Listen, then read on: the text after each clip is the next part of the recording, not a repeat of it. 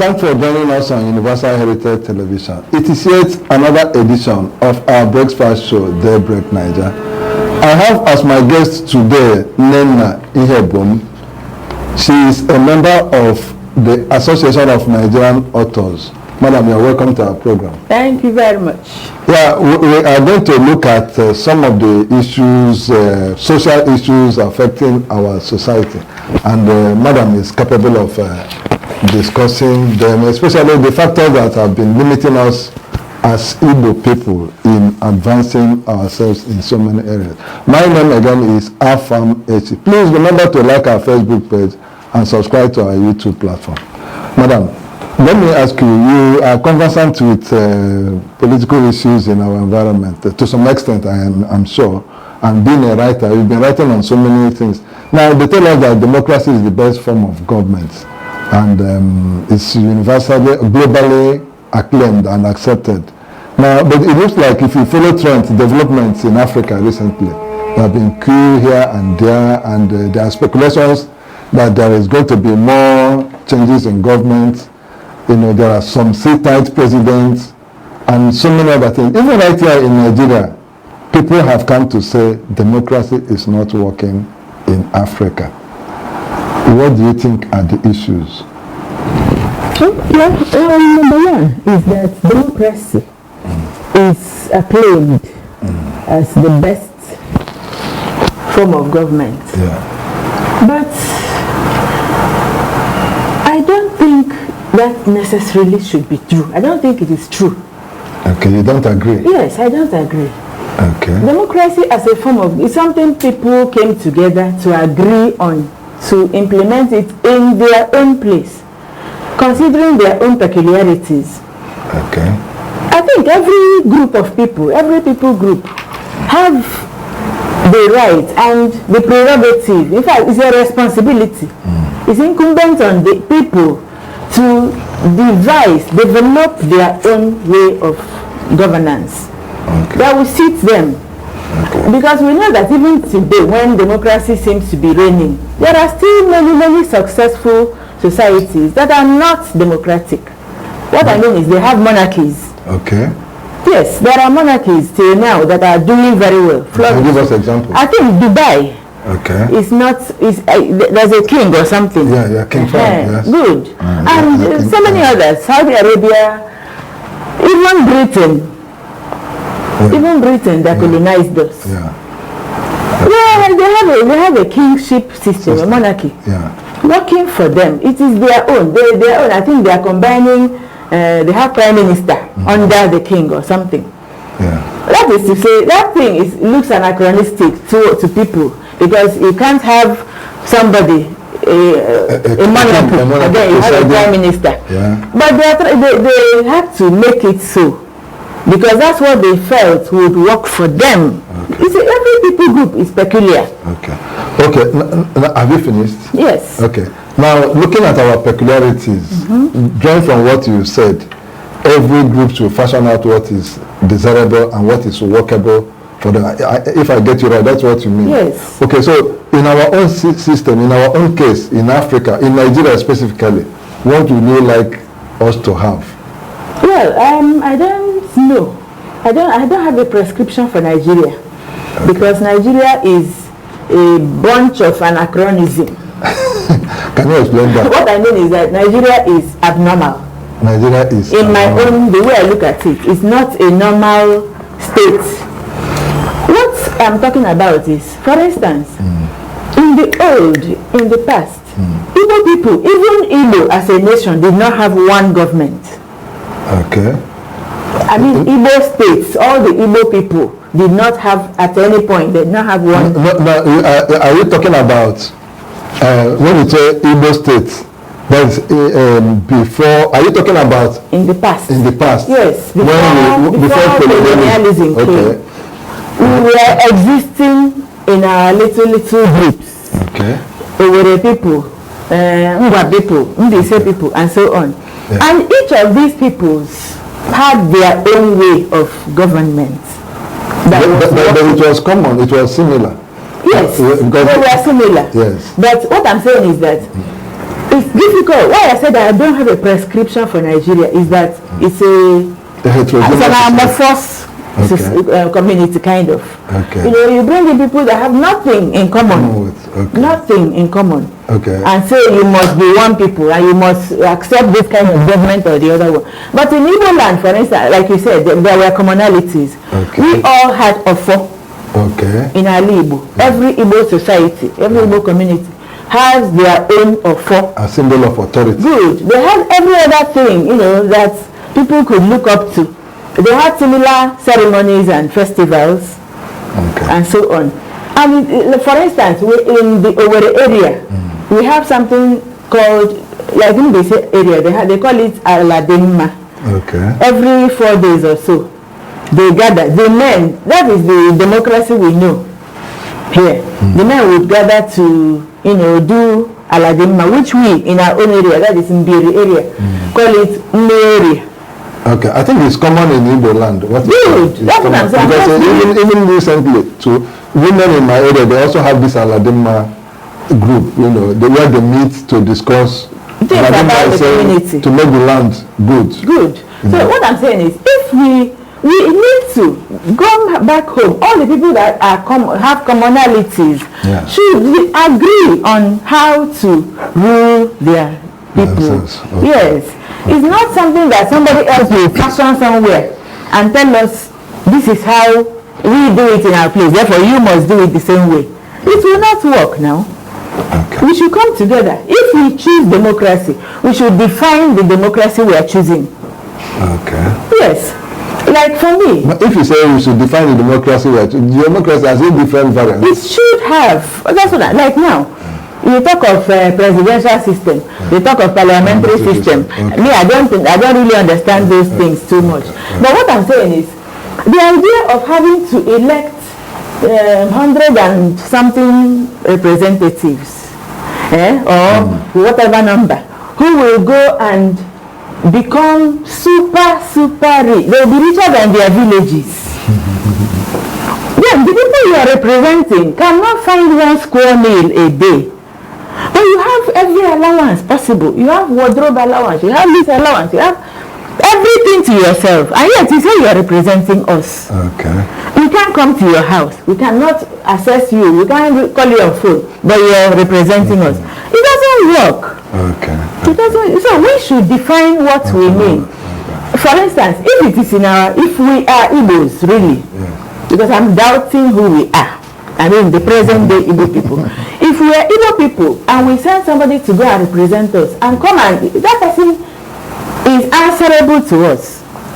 If this person represents us for 1 month or 2 months or maybe 6 months, and all we see is that he comes home with many cars, you know, does everything because he's now wealthier than all of us. He can now answer to us. We, the Igbo people, will use our powers, that is the authority we hold, to communally pour him back.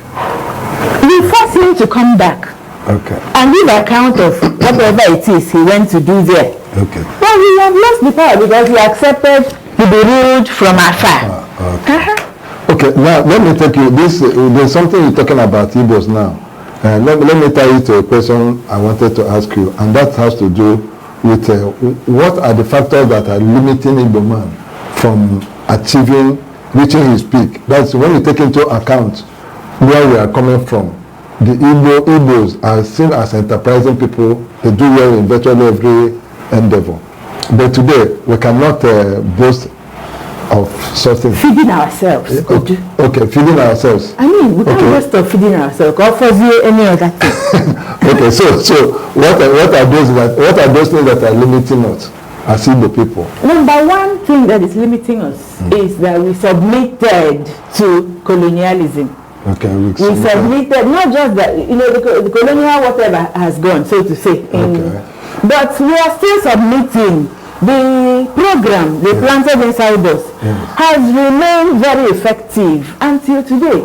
We are still bowing down to a fellow man to say, I have sinned.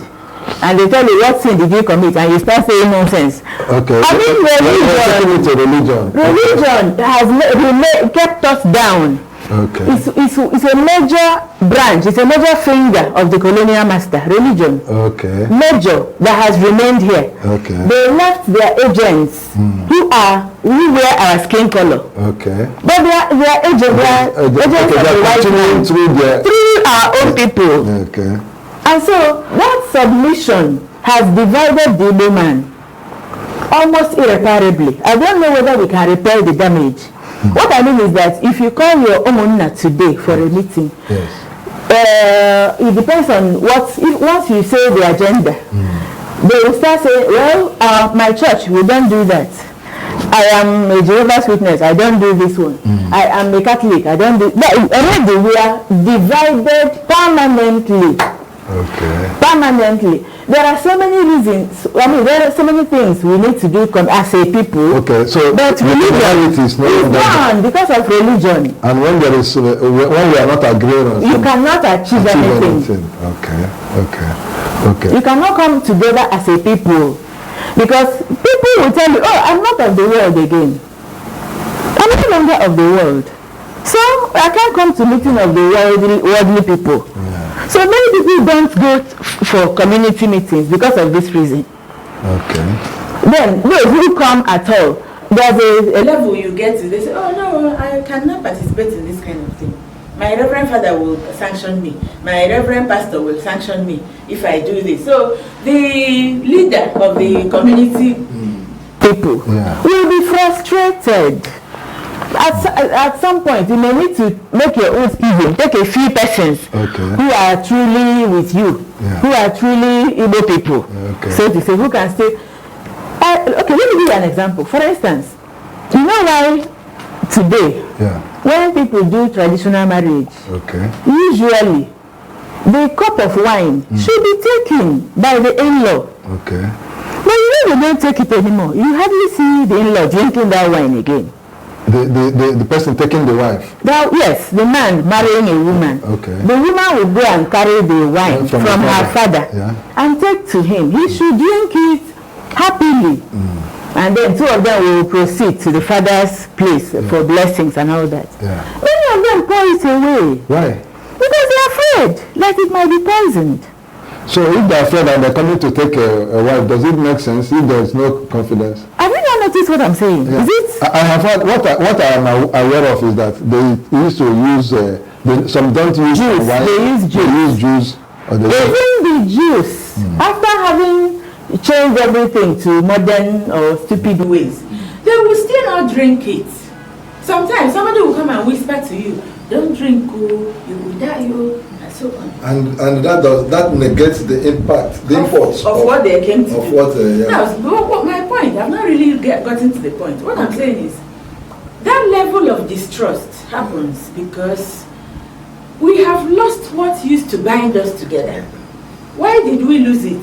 Church. The normal thing is that there is something called umune in our own area. We call it umune. Umune na agwishi and so on. In Obo area, they call it erima. It's the same concept. It is something that binds brethren. And bonds people. Brethren. If you are, umune means brethren. Yes. If you are of one lineage, one, Otuonye Murunu or Ima, you have one ancestry. You can trace yourselves to one ancestry. You all are of that umune. And there is a ofo umune. There is something like ofo umune. Yes. In the hands of one custodian. Yeah, an elder. Good. That custodian is the person that attends to the umune. And anybody among those people, there is a code binding all of them. All the people that none will go against each other. Exactly. None will go against, because the consequences will be huge. Good. If you poison your brother or your sister, umune will come after you, and even that poison may not work against that person first. The first thing. But umune will come after you whether you succeeded in killing the person or not. But now, church said, destroy umune, it is evil, and we obeyed. Now we have destroyed umune. When you now go for a family meeting, you cannot shake your brother. If you're shaking your brother, you are skeptical. You're watching him. And somebody told me recently that if he prepares to go for his village meeting, that the kind of fortification he does is wonderful. Wow. Village meeting. Yes, whenever he's ready to go for his village meeting, he will fortify himself so much so that if I see him, I will even run. That's what he told me. Because he is very conscious of the evils in the hands of the various elders, who are also, by the way, elders in the church. They are also knights of this and that order. But because there is no umunye to check, no control. There's no control. And so it is almost impossible for Igbo people to get back to what they used to be if they still defer to the various churches that are calling the shots in their lives. Okay. That is a very good point you've made there. And let me take you also to a related issue. Now, those who champion traditional worship, what I would call alternative religion, different from Christianity, insist and maintain that nothing will work, nothing will get right, will work, unless we get back to our foundation, unless we get back to our roots. And that it is the reason why nothing is working, because we left who we are as a people. Do you agree with that? That's exactly what I'm saying. That's the same thing. Okay. That we need that unity of purpose to achieve anything. Igbo say, Igbo ane danda. Okay. Igbo ane danda. Why? Because they work together. Okay. Danda, if they are going this way, they are all going that way.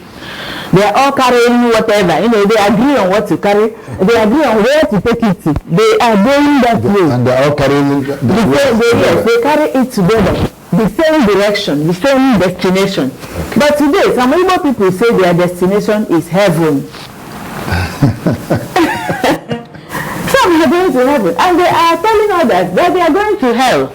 In other words, they have already made up their minds that there's nothing to burn me and this person. He's a child of heaven, hell. I'm a child of heaven. And there's a discrimination will bring a lot of bad energies in the relationship. A lot of it. Okay. People will definitely and purposely hurt each other just because they feel I won't watch it. So we have been divided. In the past, there is unemployment used to be very, very rare in Igbo land, because drawing from experience, there is virtually no Igbo land, Igbo community or hamlet you go to that is not identified with one skill.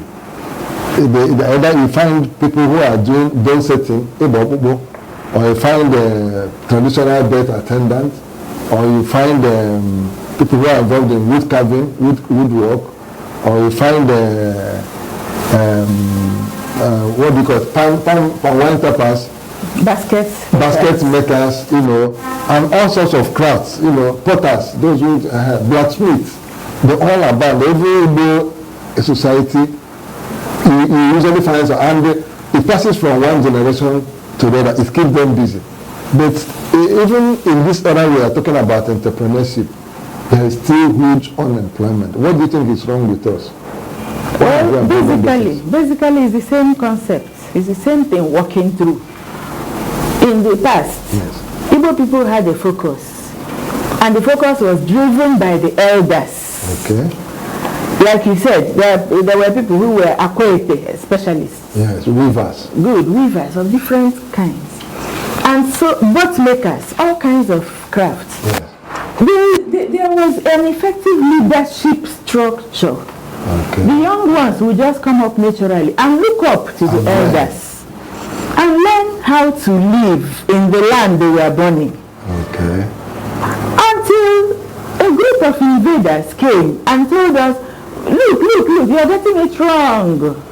You must look at us instead. That is the strangers from another land. So now the strangers came and said, drop your skills and focus on us. So even ordinary farming we had to drop and go to school. And that's why we're hungry today. Good.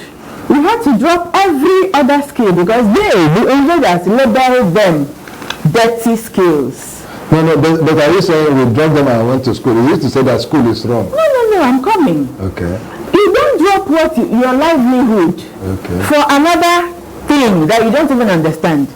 What it did to us is that the school, the skill, even though we had first class in the school, are still hungry. Why? Okay. Does that not tell you that the school itself was a colossal failure? It was not well planned. It was not well intentioned. And that is why the outcome today is sorrow. Serious sorrow. So because we stopped looking at our elders. Even the elders, some of them, like Okonkwo and in Things Fall Apart, his friend, I think Obiorika also, said, oh my son, I follow the white man. This one, stay here with me. This one, go and learn from him. If there's anything good, bring it home. He was an elder. I don't blame him. He was trying not to be foolish, to be seen as foolish. Yeah. But you see, in the long run, we all lost because of that. We didn't chew before swallowing. We did not chew very well. Like one man from Anambra, an elder man, a jolly man, he's a Dibia, but he's a professor. Okay. He told me that their own people, Anambra people, they are not as quick as Igbo people to drop what they had, to embrace what the white man came with. That they were more tactful than us here.